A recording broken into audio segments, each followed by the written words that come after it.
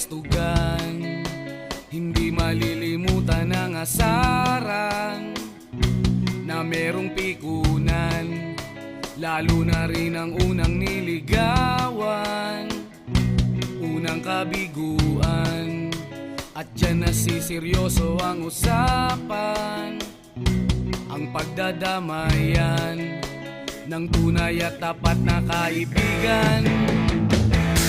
Kung mga buwan, kaibigan namang maaasahan.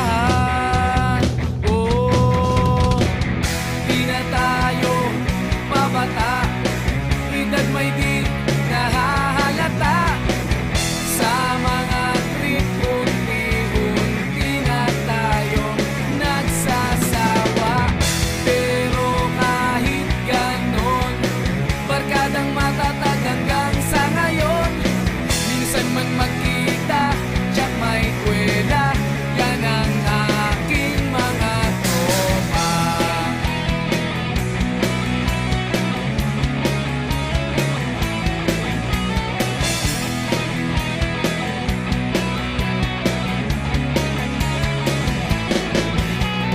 Inuman na pang magdamagan, minsan inaabot pa ng ayaan, na kung saan-saan, na para bang walang kinabukasan.